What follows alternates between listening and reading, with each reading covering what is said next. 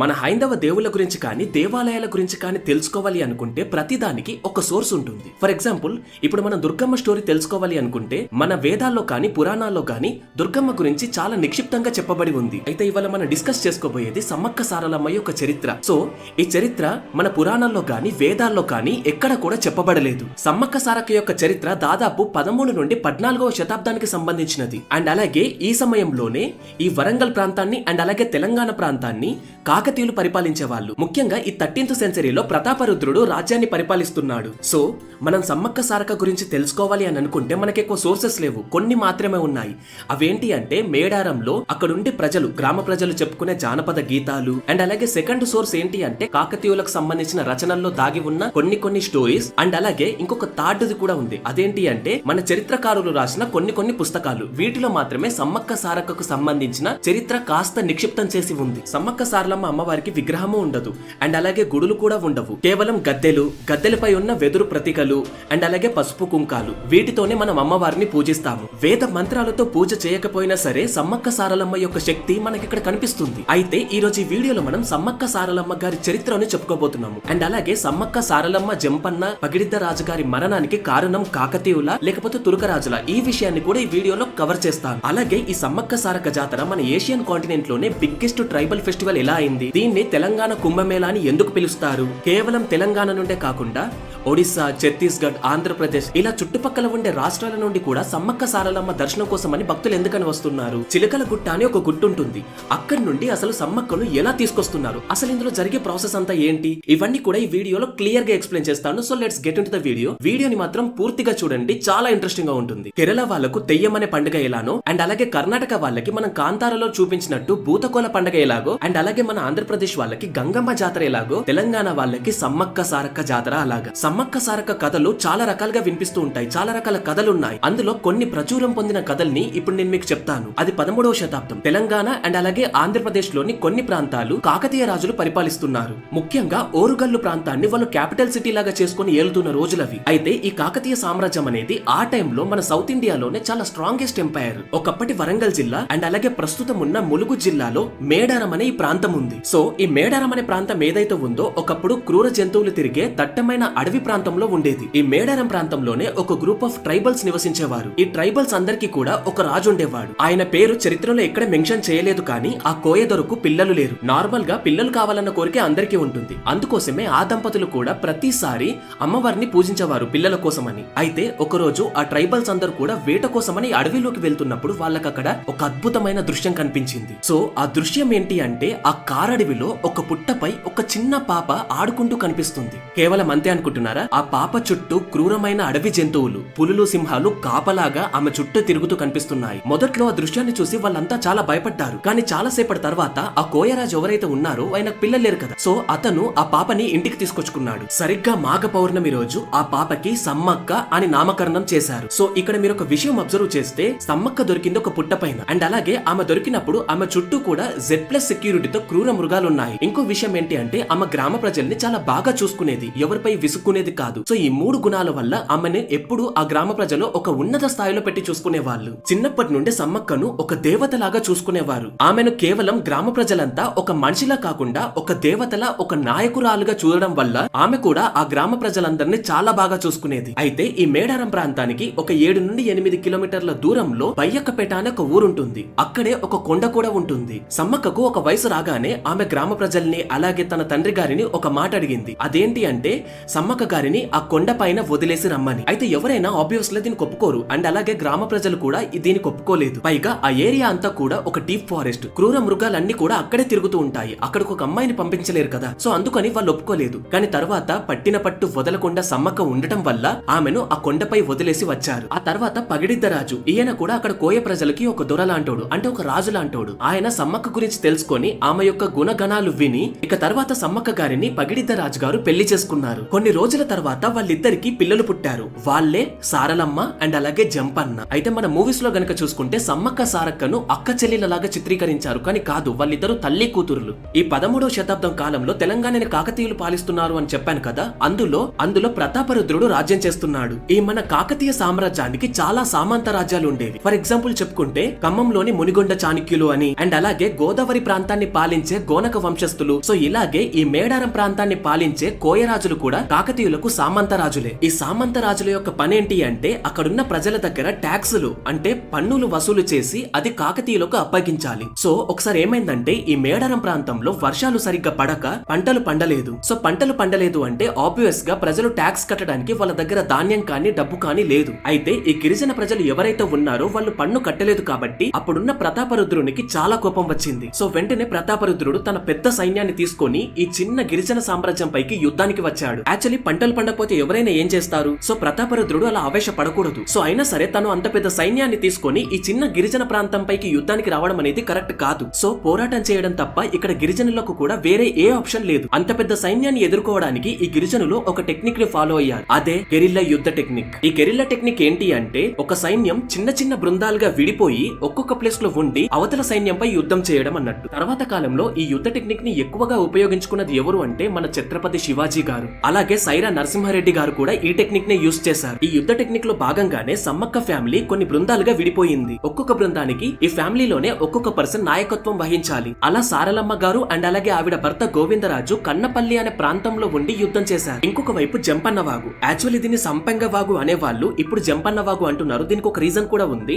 So ఈ ప్రాంతంలో జంపన్న తన సైన్యాన్ని తీసుకొని అపోజిట్ వైపు నుండి వస్తున్న కాకతీయులపై యుద్ధం చేస్తున్నాడు. ఇకపోతే ఈ మేడారం ప్రాంతంలో పగిడిద్దరాజు తన బృందంతో అవతల వైపున్న సైన్యంపై యుద్ధం చేస్తున్నాడు. ఇక ఫైనలీ సమ్మక్క గారు ఈ చిలకల గుట్ట అనే ప్రాంతం ఉంది కదా, ఆ గుట్ట ప్రాంతంలో చాలా వీరోచితంగా యుద్ధం చేస్తుంది. అంత పెద్ద సామ్రాజ్యానికి అపోజిట్ గా అంత వీరోచితంగా యుద్ధం చేసినా సరే సారలమ్మ గోవిందరాజు కన్నపల్లిలో మరణించారు. ఆ తర్వాత జంపన్న కూడా ఎంతో వీరోచితంగా యుద్ధం చేసి అక్కడున్న సంపెంగ వాగులోనే పడి చనిపోయారు. అందుకే ఆ వాగు పేరు సంపెంగ వాగు కాస్త జంపన్న వాగుగా మారిపోయింది. సో జంపన్న ఆ వాగులో పడ్డారు కాబట్టి అప్పుడు తన రక్తం అంతా ఆ వాగులో ప్రవహించింది కాబట్టి ఆ వాగుకి జంపన్న వాగు అని పేరు పెట్టారు. అండ్ అలాగే ఇప్పటికీ కూడా ఆ వాగులో యొక్క నీళ్లు ఎర్రగా ఉంటాయి. దాని మీనింగ్ ఏంటి అంటే ఈ జంపన్న గారి రక్తం ఆ వాగులో ప్రవహించింది కాబట్టి ఆ నీళ్ల యొక్క రంగు అలా మారిపోయింది అని అక్కడ ఉండేవారి నమ్మకం. సో సైంటిస్టులు దీనికి ఇంకొక రీజన్ కూడా చెప్తున్నారు, అదేంటో తర్వాత చెప్తాను. ఇక అపోజిట్ సైడ్ లో ఉన్న బలమైన సైన్యాన్ని తట్టుకోలేక పగిడిద్దరాజు కూడా తన వంతు ప్రయత్నం చేసి మరణించారు. ఇకపోతే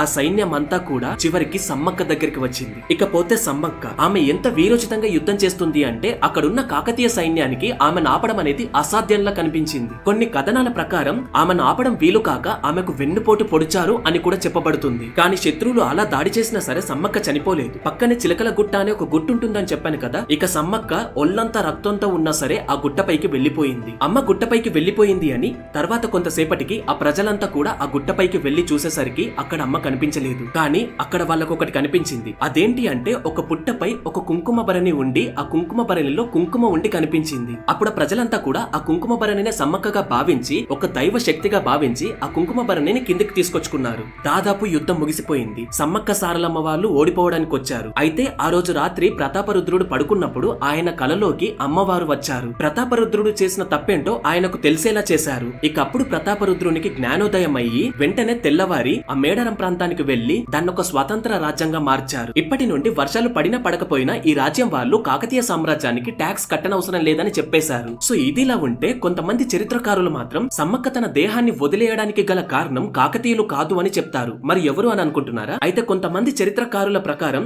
అప్పుడప్పుడే మన దక్షిణ భారతదేశానికి ఈ తుర్కరాజులు ఎవరైతే ఉన్నారో వాళ్ళు ఎంటర్ అవుతున్నారు. వాళ్ళలో ఖిల్జీ అనే ఒక రాజు సమ్మక్క గారిని చంపేశారు అని ఈ చరిత్రకారులు చెప్తారు. సో ఇందులో ఏది నిజము ఏది అబద్ధం అనడానికి మనకు రాతపూర్వకంగానైతే ఎక్కడా లేదు. కానీ చాలా మంది కన్సిడర్ చేసేది మాత్రం ఈ కాకతీయులతో యుద్ధం జరిగింది మాత్రమే. అయితే ఎవ్రీ ఇయర్ ఈ సమ్మక్క సారక్క జాతర ఈ జనవరి లాస్ట్ వీక్ లో అండ్ అలాగే ఫిబ్రవరి ఫస్ట్ వీక్ లో ఈ టైం లైన్ లోనే 4 రోజుల పాటు ఘనంగా జరుగుతుంది. ఎంత ఘనంగా అంటే జాతర కోసం ఓన్లీ తెలంగాణ ప్రజలే కాదు, ఆంధ్రప్రదేశ్ నుండి అండ్ అలాగే ఛత్తీస్గఢ్ నుండి అండ్ అలాగే ఒడిశా నుండి కూడా ప్రజలు వస్తారు. ప్రతిసారి సమ్మక్క సారక్కను దర్శించుకోవడానికి దాదాపు 1.5 కోటి ప్రజలు వస్తారంట. అందుకే ఈ జాతరను తెలంగాణ కుంభమేళా అని పిలుస్తారు. అండ్ ఆల్సో ఆసియా ఖండంలోనే బిగ్గెస్ట్ ట్రైబల్ ఫెస్టివల్ ఈ జాతర. అండ్ అలాగే తెలంగాణలో ఉన్న చాలా మంది ఈ జాతరకు వెళ్ళలేరు కాబట్టి సో వారి ప్రాంతాల్లోనే సమ్మక్క సారక్క గద్దెలు కూడా కట్టి ఉంటాయి, అక్కడికి వెళ్లి దర్శనం చేసుకుంటారు. సో ఈ 4 రోజుల పాటు ఏం జరుగుతుంది అనేది మీకు ఇప్పుడు కాస్త డీటెయిల్ గా ఎక్స్ప్లెయిన్ చేస్తాను, ఒకసారి వినండి. మొదటి రోజు పోలీసుల గన్ ఫైరింగ్ తో జాతర స్టార్ట్ అవుతుంది. ఈ గన్ ఫైరింగ్ చేశారు అంటే జాతర స్టార్ట్ అయింది అని అర్థం. సో మొదటి రోజు కన్నెపల్లి నుండి సారలమ్మని తీసుకొస్తారు. అండ్ అలాగే అదే రోజు పునుగొండ అనే ప్రాంతం నుండి పగిడిద్దరాజును కూడా తీసుకొస్తారు. ఇక కొండాయి అనే ప్రాంతం నుండి గోవిందరాజు గారిని తీసుకొస్తారు. సో ఇదంతా కూడా మొదటి రోజు జరుగుతుంది. ఇక రెండవ రోజు చిలకల గుట్టపై నుండి సమ్మక్క గారిని తీసుకొస్తారు. అండ్ అలాగే దీనికి ఒక ప్రాసెస్ ఉంటుంది. పొద్దున 3 గంటల సమయానికి సమ్మక్కను తీసుకురావడానికి ఆ ఊరు ప్రజల్లో ఒక 5గురు కలిసి పక్కనే ఉన్న చిలకల గుట్టపైకి వెళ్తారు. ఆ గుట్టపైనే ఒక గృహ ఉంటుంది. ఆ గృహలోకి ఓన్లీ ప్రధాన అర్చకుడు మాత్రమే వెళ్లి దాదాపు 2 గంటలు పూజ చేసిన తర్వాత ఆయనకు అమ్మవారు పూనుకుంటారు. ఆ గృహలో ఒక కుంకుమ భరణి ఉంటుంది. ఆ కుంకుమ భరణిని తీసుకొని అక్కడి నుండి కిందికొస్తారు. సో ఈ వచ్చే ప్రాసెస్ లో ఆ ప్రధాన అర్చకుణ్ణి మిగతా వాళ్ళు 4 పట్టుకొని వస్తారు. ఎందుకంటే ఆయనకు ఏమీ తెలియదు. లిటరల్లీ చెప్పాలి అంటే సోయి ఉండదు ఇన్ ద సెన్స్ అంటే పక్కన ఏం జరుగుతుందో అనేది ఆయనకు సోయి ఉండదు. నార్మల్ గా ఆయనపై అమ్మవారు ఉన్నారు కాబట్టి ఏది ఆలోచించకుండా ఏది మాట్లాడకుండా పక్క వాళ్ళు తీసుకొస్తేనే కిందికొస్తారు. అలా అమ్మవారిని సమ్మక్క వారి గద్దపై పెడతారు. సో ఈ 4వ రోజే అసలైన దర్శనం. ఈ రోజే మొక్కులు మొదలవుతాయి. భక్తులందరూ కూడా సమ్మక్క వారిని, గోవిందరాజు గారిని, పగిడిద్దరాజు గారిని అండ్ అలాగే సారక్క గారిని వీళ్ళందరినీ కూడా దర్శనం చేసుకుంటారు. చాలా మంది మేకల్ని కోళ్ళని కోసుకొని అక్కడే తింటారు. అండ్ ఇక్కడే ఇంట్రెస్టింగ్ విషయం వస్తుంది. ఇంకొంతమంది మాత్రం వాళ్ళ కోరుకున్న కోరికలు గనక తీరితే వచ్చేసారి సమ్మక్క వారికి వాళ్ళ నిలువెత్తు బంగారాన్ని చదివింపుగా ఇస్తాము అని మొక్కుతారు. సో యాక్చువల్లీ ఇక్కడ బంగారం అంటే మన ఒంటి మీద వేసుకునే కాస్ట్లీ బంగారం కాదు. ఈ బంగారం అంటే బెల్లం. అయితే ఈ బెల్లాన్ని మాత్రమే అమ్మవారికి ఎందుకు సమర్పిస్తారు అంటే దానికి కొన్ని రీజన్స్ ఉన్నాయి. ఒకటి, అమ్మవారు వనదేవత, అంటే తమ చుట్టూ ఉన్న వాళ్ళు కూడా వ్యవసాయాన్ని నమ్ముకున్న వారే ఉంటారు అని అమ్మవారికి తెలుసు. అందుకోసమనే ఆమె ఏది ఆశించదు, ఈ బెల్లాన్నే బంగారంగా స్వీకరిస్తుంది. అండ్ ఇంకొక రీజన్ వచ్చేసి బెల్లం అనేది ఇన్స్టాంట్ ఎనర్జీ ఇస్తుంది. సో ఆల్రెడీ నేను చెప్పాను, కాకతీయుల కాలంలో మేడారం అంతా కూడా ఒకసారి కరువు కాటకాల వల్ల చాలా ఇబ్బందులు పడ్డారు అని. అప్పుడు ఆ గిరిజనులకు తినడానికి తిండి లేదు. ఈ బంగారం మాత్రమే వాళ్లకు ఇన్స్టాంట్ ఎనర్జీ ఇచ్చేది. అండ్ అలాగే ఈ చెరుకు పంటను గిరిజనులు ఎక్కువగా పండించేవాళ్ళు. సో ఈ చెరుకు నుండి బంగారాన్ని తయారు చేస్తారు కాబట్టి బంగారాన్ని అమ్మవారికి ప్రసాదంగా స్వీకరిస్తారు. అమ్మవారు కూడా నిర్మోహమాటంగా ఈ బెల్లాన్ని స్వీకరిస్తారు. ఇక జంపన్న వాగు ఎందుకని రెడ్ కలర్ లో ఉంటుంది అంటే దానికి ఆల్రెడీ ఒక రీజన్ చెప్పాను. జంపన్న గారు తన ప్రాణాల్ని ఆ నదిలో వదలటం వల్ల తన రక్తంతో ఆ నదంతా ఎర్రగా మారింది అనేది. సో ఇది ఒక రీజన్. అయితే ఇంకొక రీజన్ కూడా ఉంది. అదేంటి అంటే ఇది సైన్స్ పరంగా సైంటిస్టులు ఏం చెప్తున్నారు అంటే ఈ వాటర్ లో ఐరన్ కంటెంట్ అనేది ఎక్కువగా ఉందంట. సో ఎప్పుడైతే వాటర్ లో ఐరన్ కంటెంట్ అనేది ఎక్కువగా ఉంటుందో అక్కడ ఉండే మట్టి అంతా కూడా రెడ్ కలర్ లోకి మారిపోతుంది. సో మట్టి రెడ్ కలర్ లో ఉంటే ఆబ్వియస్ గా వాటర్ కూడా రెడ్ కలర్ లోకి మారిపోతాయి. సో ఇది సైంటిస్టులు చెప్పే రీజన్. అయితే మీకు ఇక్కడ ఒక డౌట్ రావచ్చు, అంత వీరోచితంగా పోరాడిన సమ్మక్క ఎందుకని పారిపోయింది అని. సమ్మక్క నిజానికి పారిపోలేదు. దానికి కూడా కొన్ని రీజన్స్ ఉన్నాయి. అవేంటో చెప్తాను. దాదాపు ఎప్పటి నుండో యుద్ధాల్లో ఒక రాజుకు గనక చనిపోయే పరిస్థితి వస్తే అతను అవతల వైపున్న రాజుకు దొరకడు. ఆయన ఖచ్చితంగా ఏదో ఒక ప్లేస్ కి వెళ్లి అదృశ్యం అవుతాడు. ఎందుకంటే వాళ్ళు అవతల వైపున్న రాజు చేతిలో చావాలి అని అనుకోరు. ఇది ఎప్పటి నుండో ఉంది.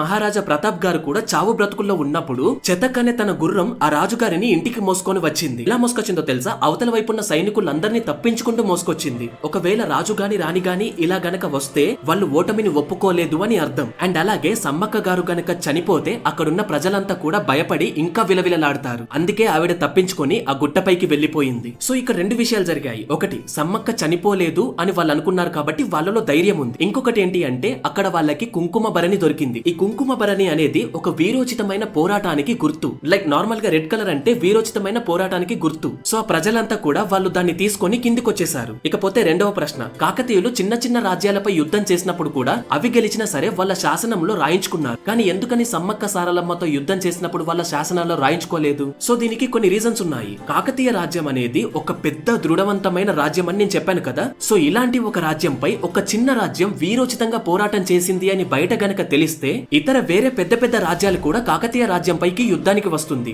ఇదొక విధంగా కాకతీయులకు సరైనది కాదు. ఇంకొక రీజన్ ఏంటి అంటే నా రాజ్యంలో ఉన్న ప్రజల్ని ఒక రాజుగా నేనే మంచిగా చూసుకోవాలి, కానీ వాళ్ళు ట్యాక్సులు కట్టకపోతే ఎందుకు కట్టలేదు అని అడగాలి. కానీ అలా యుద్ధానికి వెళ్లడం అనేది ఆ కాకతీయ రాజు అవమానంగా భావించి ఉండి తన శాసనాల్లో రాయించుకొని ఉండకపోయి ఉండవచ్చు. సో ఇదిగా సమ్మక్క సారక్క యొక్క చరిత్ర. నాకు తెలిసి చాలా మంది ఈసారి మేడారానికి వెళ్తున్నారు అనుకుంటున్నాను. హ్యాపీగా వెళ్ళి రండి, చాలా బాగా దర్శనం చేసుకుని రండి. అండ్ అలాగే మన ఛానల్ కూడా బాగా పర్ఫామ్ చేయాలి అని కోరుకొని రండి. అయితే నెక్స్ట్ వీడియోలో ప్రపంచంలోనే మొట్టమొదటి శివలింగం గురించి చెప్పబోతున్నాను. సో ఖచ్చితంగా ఛానల్ ని సబ్స్క్రైబ్ చేసుకుని ఉండండి. అండ్ మిమ్మల్ని ఒక ఇంట్రెస్టింగ్ క్వశ్చన్ అడుగుతాను. సో క్వశ్చన్ ఏంటి అంటే ప్రతాపరుద్రుని తర్వాత కాకతీయుల్లో నెక్స్ట్ వచ్చిన రాజు ఎవరు తెలిస్తే కింద కామెంట్ చేయండి.